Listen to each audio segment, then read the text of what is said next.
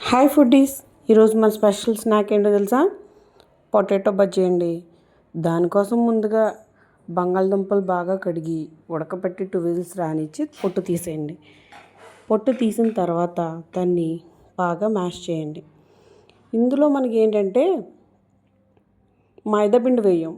మైదాపిండి కన్నా వరిపిండి తింటే కొంచెం బెటర్ కదా అని నా అభిప్రాయం. ఓకే, దాన్ని బాగా మ్యాష్ చేసిన తర్వాత మనం దాంట్లో 2 స్పూన్స్ అంటే 1 కప్పు వరకు వరిపిండి వేసుకుని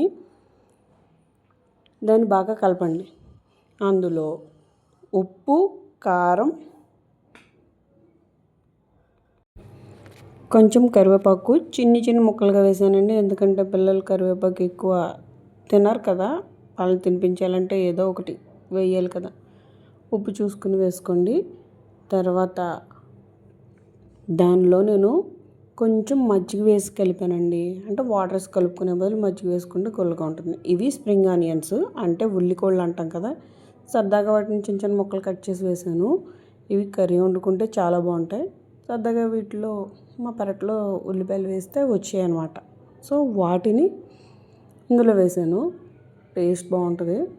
ఆ తర్వాత ఇవన్నీ ఉల్లిపాయలు, పచ్చిమిరపకాయలు అవన్నీ కలిపి స్ప్రింగ్ ఆనియన్స్ కూడా వేసేసి వాటిని బాగా కొంచెం మెత్తగా కలిపానమాట.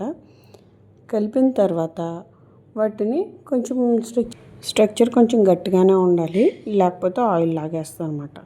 వాటిని బాగా కలుపుకున్న తర్వాత స్టవ్ వెలిగించుకుని బాణలు పెట్టుకుని ఆయిల్ పోసుకుని దాంట్లో డీప్ ఫ్రై చేసుకోవాలండి.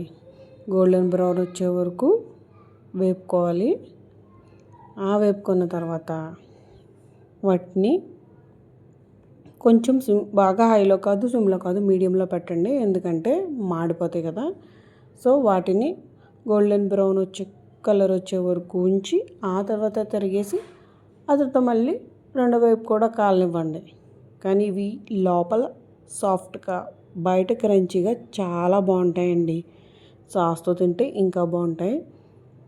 పిల్లలు చాలా ఇష్టంగా తింటారు. మైదా పిండి కన్నా ఇది బెటర్ కదా. సబ్స్క్రైబ్ చేయండి. Thank you.